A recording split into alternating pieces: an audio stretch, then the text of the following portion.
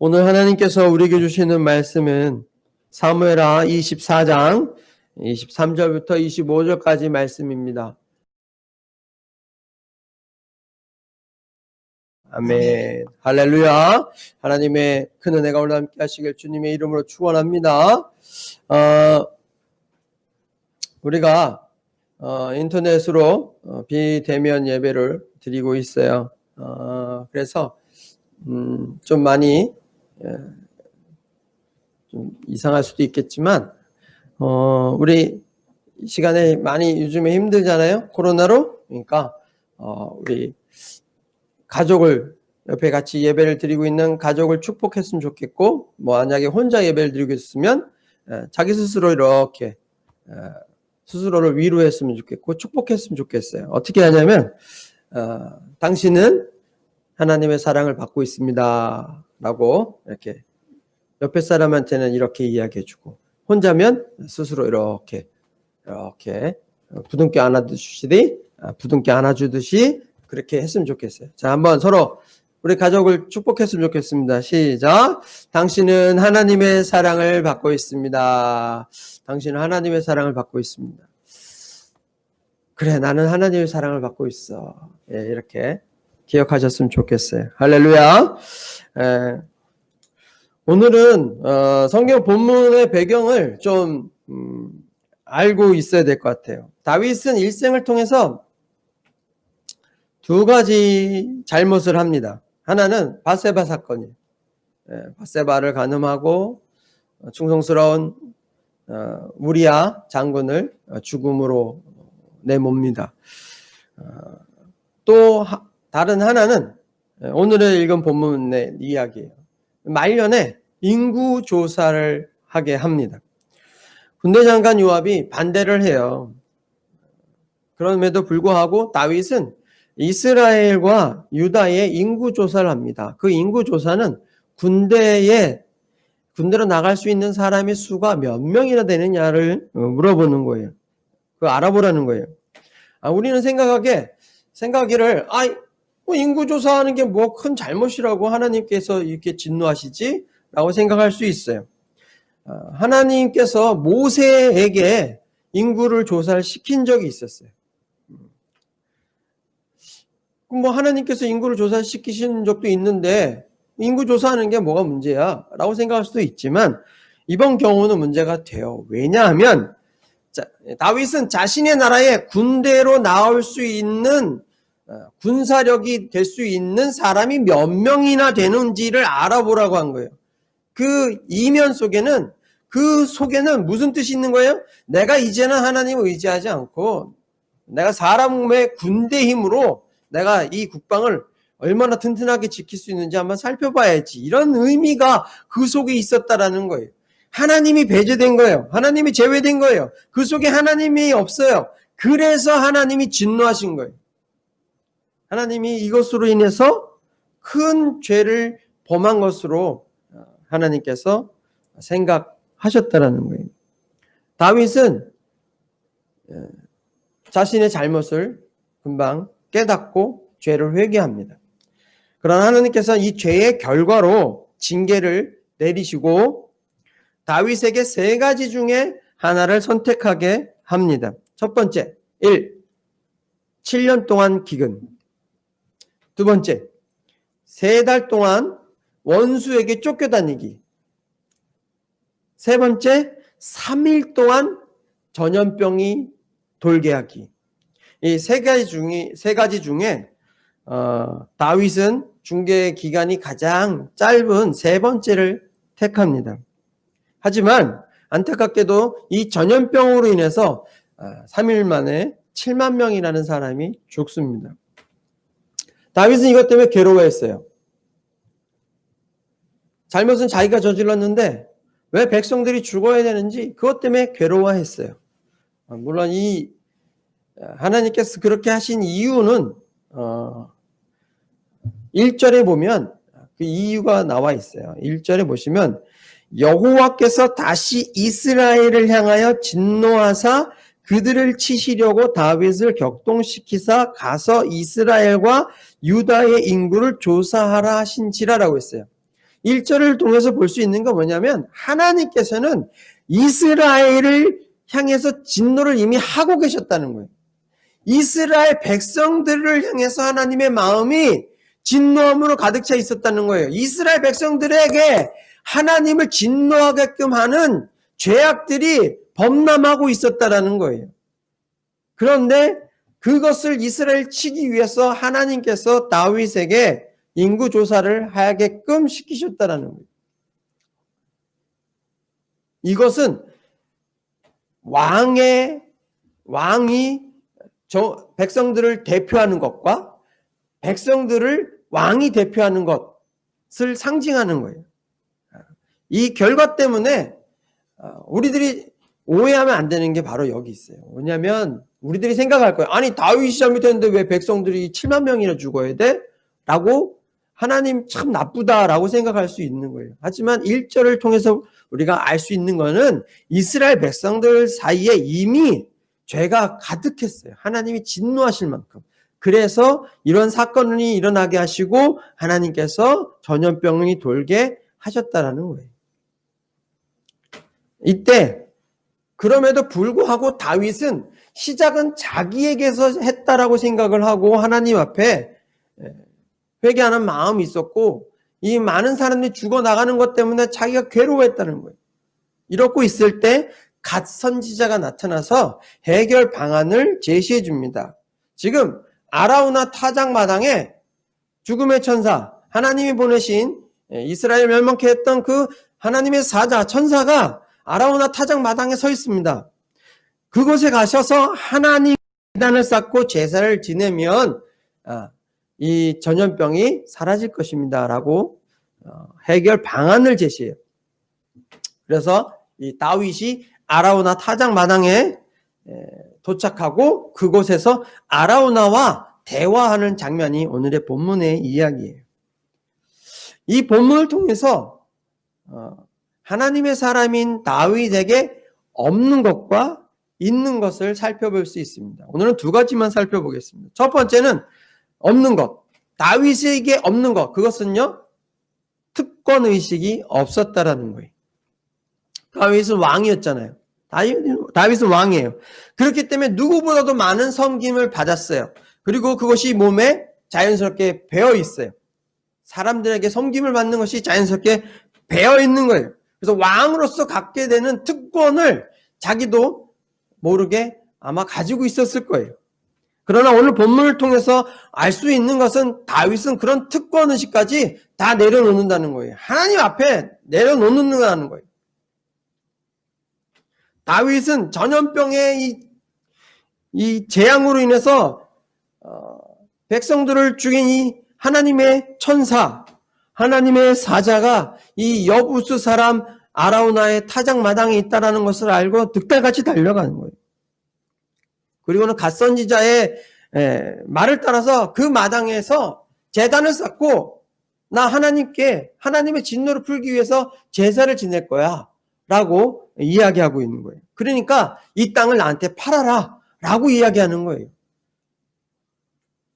일반적으로 왕이라면 나 여기서 제사를 지낼 거니까 야, 이 땅 내놔 이렇게 할 수 있다라는 거예요. 그러나 아라우나는 그 이야기를 듣고 그러면 자기의 땅을 왕에게 드리겠다라는 거예요. 땅 왕에게 드리겠다라는 게 아니라 제사를 지낼 소와 땔감까지도 자기가 드리겠다라고 이야기하는 거예요. 다윗은 이제 고맙구나. 네가 참 나라를 생각하고 백성들을 생각하는 마음이 정말 훌륭하구나. 정말 귀하게 쓸게. 너 때문에 이 나라가 살 수 있을 것 같아. 라고 칭찬하면서 그냥 싹 받았을지도 몰라요. 그러면 그냥 가능한 거예요. 누가 뭐라고 이야기할 사람도 없고 뭐 늘상 그렇게 해왔었기 때문에 그럴 수도 있다라고 생각할 수도 있는 부분인 거예요. 또 전국으로 이 전염병이 퍼져나가는 것을 막을 수 있는 상황이었기 때문에 그 땅을 빨리 받아서 내가 제사 지내면 돼 라고 생각할 수도 있는 상황이었어요. 우리가 잘 아는 아합 왕의 아내 이세벨은 아합 왕이 그 왕궁 옆에 있는 나봇의 그 포도밭을 갖고 싶어가지고 막 밥도 안 먹고 막 질질 짜고 옆에서 침상에서 우는 걸 바라보고 이 이세벨이라는 여왕이 왕비가 그 땅을 빼앗기 위해서 나봇을 함정에 빠뜨려서 돌에 맞아 죽게 합니다. 그리고 그 땅을 빼앗아요. 이세벨은 왕이 원하는 것이라면 무엇이든지 가질 수 있는 게 왕입니다. 그것이 왕의 특권입니다라고 생각했다는 거예요. 그러나 다윗은 그런 특권의식을 내려놨어요. 그런 특권의식에 사로잡히지 않았어요. 전염병이 일어난 원인은 백성의 잘못이 아니라 나의 잘못이다라고 생각한 거예요. 개인적으로 지은 이 죄 때문에 이스라엘 백성들이 죽는 것을 안타까워하고 있었고 나 개인에 하겠다라고 나가 주겠다는 것을 거절합니다. 사무엘하 오늘 읽은 본문의 24절을 보시면 거기 이런 구절이 있어요. 값없이는 내 하나님 여호와께 번제를 드리지 아니하리라라고 이야기해요. 그러면서 은 50세겔을 주고 그 땅을 구입하고 거기서 제단을 쌓고 하나님께 제사를 지냅니다. 이 사무엘 하에는 은 50세겔이라고 나오지만 역대하 21장에는 이 금으로 600세겔을 줍니다. 무슨 금액이 이렇게 성경이 차이가 납니까? 라고 이야기할 수 있는데 그 금 600세겔은 그 산, 아라우나 타작 마당이 있는 그 산 전체를 다 구입한 가격이라고 해석을 합니다. 그리고 그곳에서 이제 제사를 지내요. 그리고 모든 전염병이 다 사라져 버렸어요.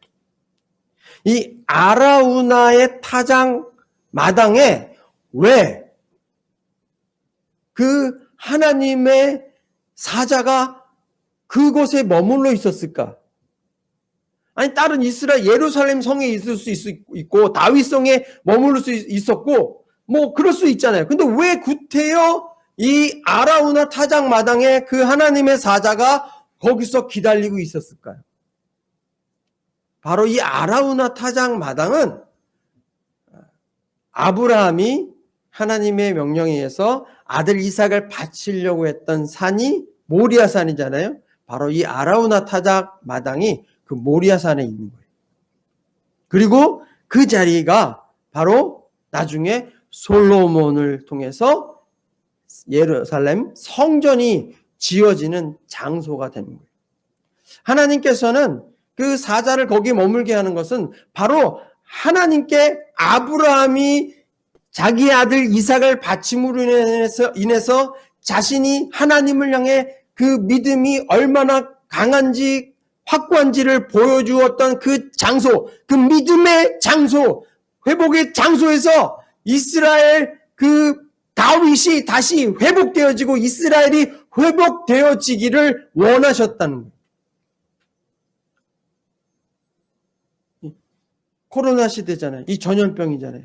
저는 우리가 예배드리는 것을 정말 이 사회가 원하지 않고 있어요. 모여서 예배드리는 것을 반대하고 있어요. 예배드린다고 하면 지금 막 인터넷으로 얼마나 욕을 하는지 몰라요. 그러나 다윗이 이 전염병을 마치기 위해서 하나님 앞에 제사를 지내고 하나님 앞에 제물을 드렸을 때 그 전염병이 사라진 것처럼 그럼에도 불구하고 이 시대에 우리는 예배를 멈추면 안 된다는 거예요. 비록 인터넷이라 할지라도 우리는 예배를 드리며 하나님 앞에 나아갈 때 하나님께서 우리의 정성과 우리의 아픔과 우리의 이런 마음, 열정을 보시고 이 믿음이 회복되어지는 아라우나 타작 마당, 이 모리아산에서 그 믿음이 회복되어졌던 것처럼 이 시대가 전염병이 무너지고 다시 전염병이 사라지는, 종말되는, 끝나는 그런 일이 저는 일어날 것이라고 믿습니다. 우리가 예배가 회복되어져야 돼요. 그래야 이 질병도 끝나게 될 것이라고 저는 믿습니다. 다윗은요 그냥 주겠다는 거 안 받았어요. 나는 이 값을 치러야 돼.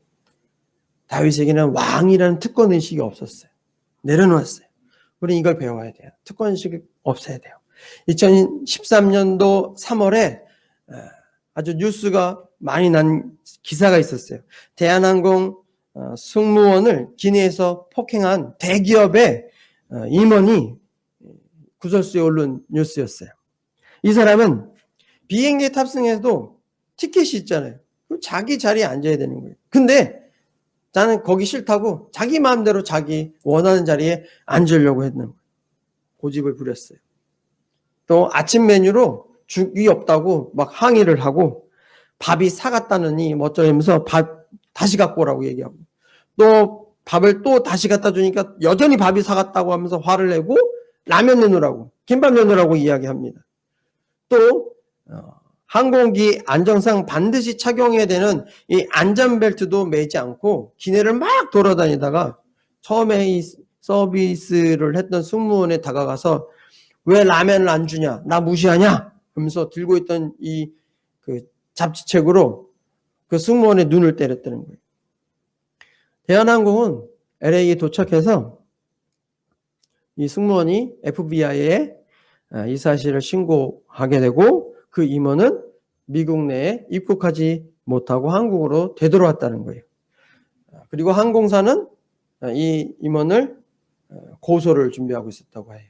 이게 뉴스에 막 나오고 여론이 안 좋아지니까 이 대기업은 그 임원을 며칠이 못 돼서 해고를 합니다. 잘못된 특권의식을 가지고 있었던 그 행동의 모습이 뉴스를 듣는데 막 내가 부끄러워. 막 또 화도 나기도 했어요. 그 특권의식 때문에 불과 며칠 만에 그 대기업의 임원의 자리에서 쫓겨나는 일이 생겼어요. 왜 이런 특권의식을 가지게 됐을까? 생각해보면 내가 이만한 자리에 앉았으니까 너희는 날 알아줘야 돼. 내가 너희들을 위해서 이만큼 이 대기업에서 힘들게 일하는 것이 다 국가를 위해서 일하는 거야 라고 생각을 했다라는 거예요. 그래 날 좀 알아주고 나에게 대접을 해달라는 거예요. 이런 생각을 갖고 있으니까 특권의식을 갖게 되는 거예요. 문제는 이런 특권의식을 가진 사람을 볼 때, 그런 행동을 한 사람을 볼 때 우리의 마음이 안 불편해 불편해요. 난 불편하다는 거예요. 우리 그리스도인들은 이런 불편한 모습을 주지 않았으면 좋겠어요. 근데 이런 특권의식을 우리가 하나님한테도 할 수 있다는 거예요. 하나님 내가 교회에서 봉사해요. 아시죠? 성가대로도 봉사하고요. 식당 봉사로도 하고요. 교회 청소도 하고요. 내가 전도도 열심히 하고요. 11조도 많이 하고요. 헌금도 열심히 하고요. 내가 기도도 많이 하는 사람이에요. 그러니까 하나님 나한테 좋은 거 주셔야 돼요. 저는 이것이 특권의식이라고 생각해요. 우리가 교회에서 하는 모든 봉사, 찬송, 성가대로, 식당 봉사로, 교회 청소로, 전도하고, 11조하고, 감사헌금하는 이 모든 것들이 하나님의 은혜에 감사해서 마음속에 기꺼움으로 드리는 것들이 되어야 되지. 내가 무슨 이걸 해서 하나님 앞에 내가 좋은 거 받아야 돼 라는 마음으로 하는 거는 우리에게 특권의식을 불러일으키게 한다는 거예요. 사실 목사는요 대접을 많이 받아요. 성도들이 목사를 참 사랑해 주셔서 식사 대접도 많이 받게 해주시고 때로는 양복도 사주시기도 하고 그런 일들을 대접을 받아요. 근데 이런 것들이 처음에는 막 황송하고 고맙고 막 이러다가 이것이 자주 일어나면 일상인 것처럼 자연스러워지게 될까 늘 저는 경계해요. 그래서 대접을 받으면 하나님께 아버지 제가 못 갚으니까 아버지가 대신 좀 갚아주세요. 만배로 갚아주세요. 하고 꼭 정말 간곡하게 기도합니다. 그리고 목사는 늘 얻어먹는다라는 그런 말 들을까봐 저는 될 수 있으면 다른 사람에게 대접하려고 노력해요. 다윗은요, 섬김을 받을 수 있는 자리에 있었어요. 그러나 그런 자리에 있음에도 불구하고 그 특권을 사용하지 않아요. 우리 그리스도인은 섬김을 받기보다는 섬기는 특권을 가져야 되는 거예요. 우리가 가진 특권이라고는, 하나님 우리에게 주신 특권이라고는 섬기는 특권밖에 없다는 사실을 기억하셔야 됩니다. 네. 자, 다윗에게 없는 것을 살펴봤어요. 그럼 다윗에게 있는 것은 무엇일까요?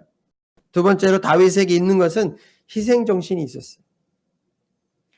다윗은 특권의식 버렸다고 했어요. 그리고 특권의식의 반대는 희생의 정신. 우리에게 희생의 정신을 보여줍니다. 17절 한번 같이 읽어볼까요? 17절.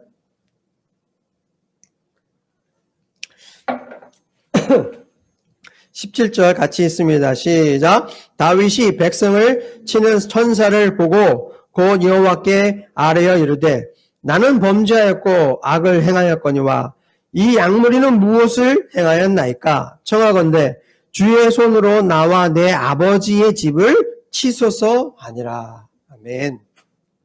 여기서 나와 내 아버지의 집을 치소서라는 구절을 통해 알 수 있는 게 뭐냐면 다윗의 가족은 이 전염병에 영향을 받지 않았다는 거예요. 그걸 알 수 있어요. 이 재앙을 받지 않았어요.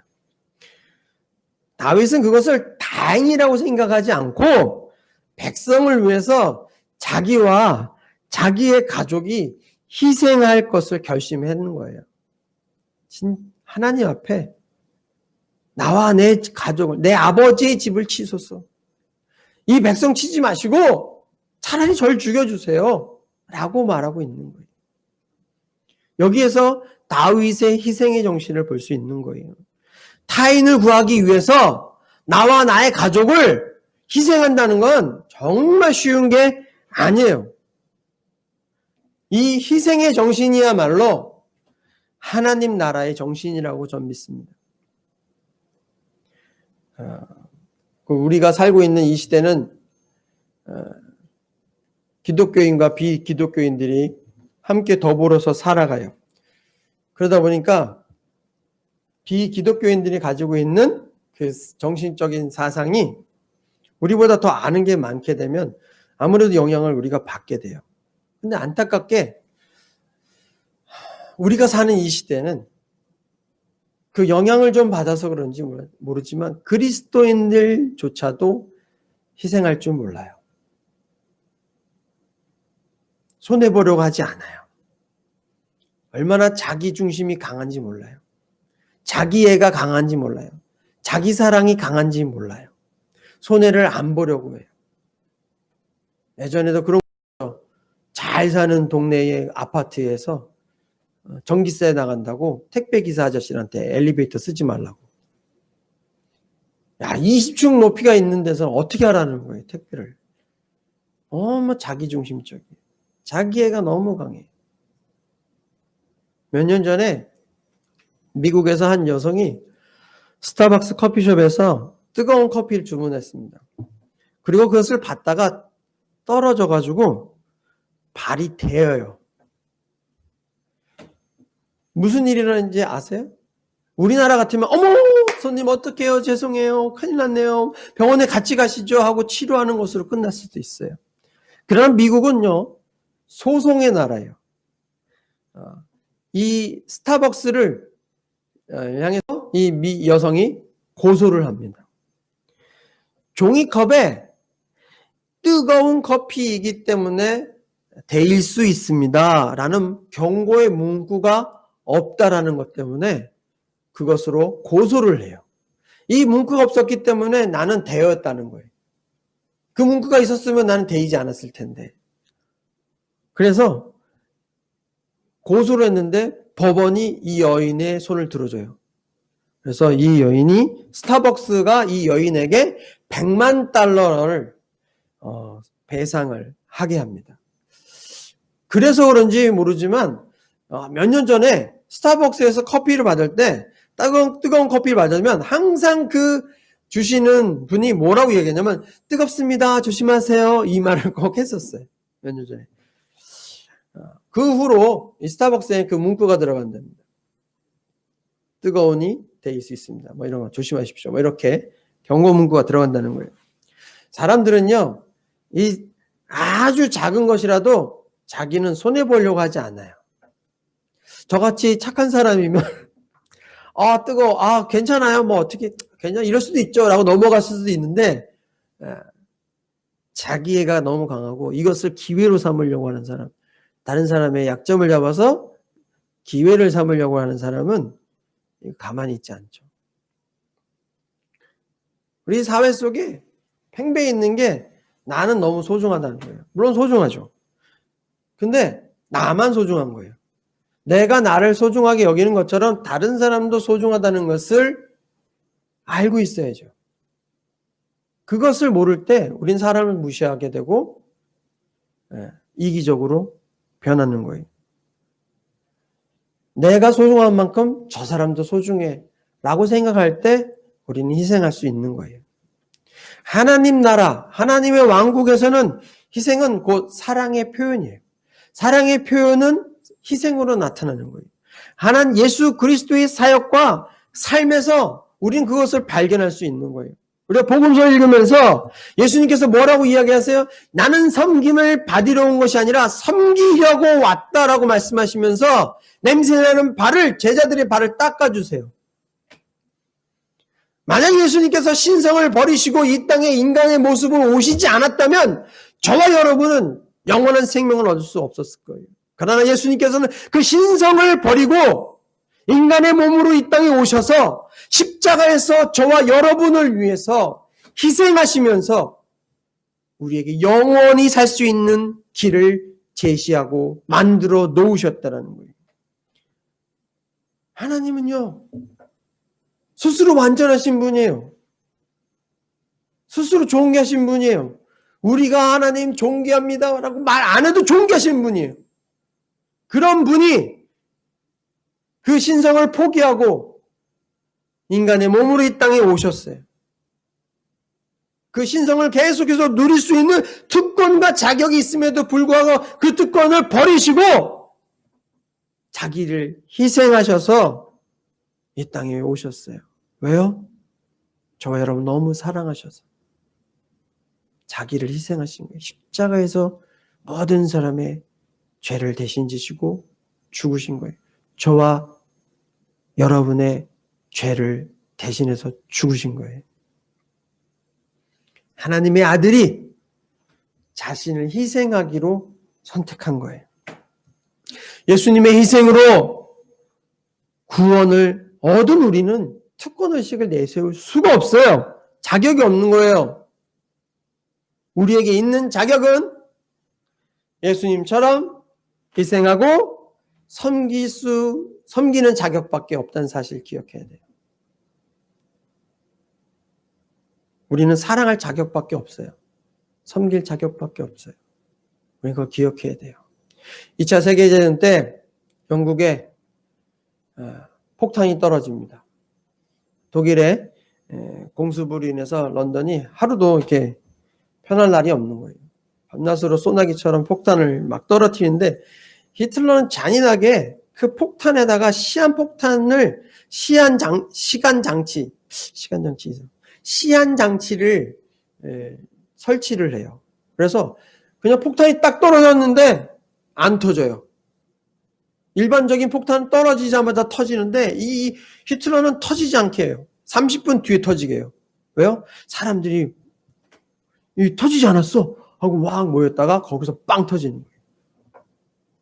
어떤 거는 30분, 어떤 거는 1시간, 어떤 거는 며칠.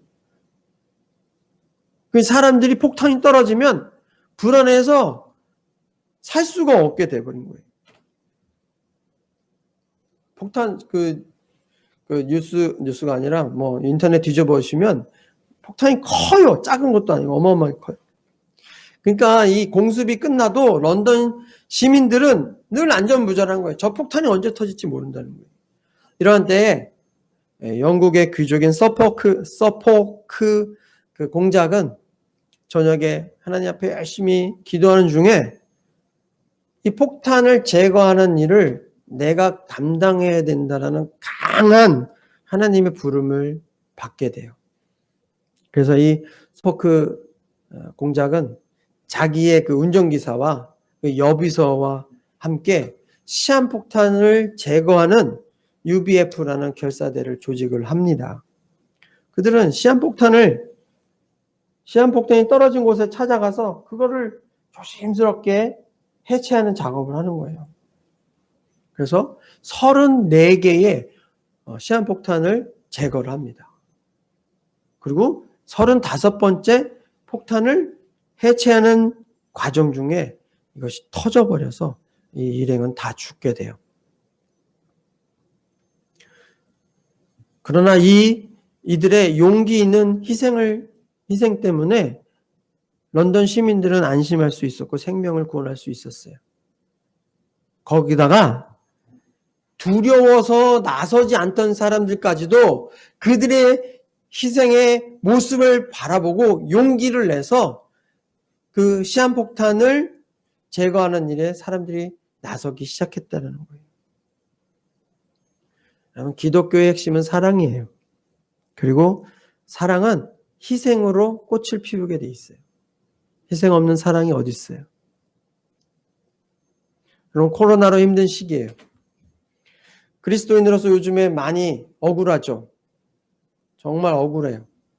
정말 제가 요즘에 뉴스를 들으면 코로나 확진자가 교회에서만 발생하는 건 아닌데 마치 교회에서만 확진자가 발생하는 것처럼 뉴스들이 많이 나와요. 그것 때문에 너무 화가 나요. 그렇지만 억울하기도 하지만 십자가에서 그 억울하게 죽어가시면서 예수님이 아버지여 저들을 용서해 주십시오. 저들은 자신들이 하는 일이 무슨 일인지 모릅니다라고 기도했던 그 예수님의 마음처럼 우리가 이 시대를 살아가며 비록 억울하고 욕을 먹지만 그리스도인으로서 희생하고 사랑하고 섬기는 특권을 우리는 사용해야 될 때라고 생각합니다. 억울하지만 나라를 위해 기도해 주세요. 의료진들을 위해 기도해 주세요. 우리를 비판하고 손가락질하는 그 사람들을 위해서 기도해 주세요. 그리고 빨리 이 코로나가 사라질 수 있도록 위해서 기도해 주세요. 태풍이 비껴갈 수 있도록 기도해 주세요. 나라를 위해 기도해야 돼요. 지금은 그 어떤 때보다도 나라를 위해서 기도해야 될 때고 주변에 힘든 사람들을 위해서 우리가 서로 사랑하고 섬기고 희생하는 특권을 사용해야 될 때입니다. 저는 저와 여러분이 우리 그리스도인들이 그 일에 앞장섰으면 좋겠어요. 우리를 손가락질한 그 손가락이 박수로 안 변할 수도 있지만 하나님은 알아주실 거니까. 오늘 우리 한 주 동안 우리가 나라를 위해서 기도하는 일 있잖아요. 계속 기도해 주세요. 교회를 위해 기도해 주세요. 그런 일 계속 기도하면서 우리가 낙담하지 맙시다. 하나님께서는 반드시 이 코로나 잡히게 해주실 거고 이겨나게 해주실 거예요.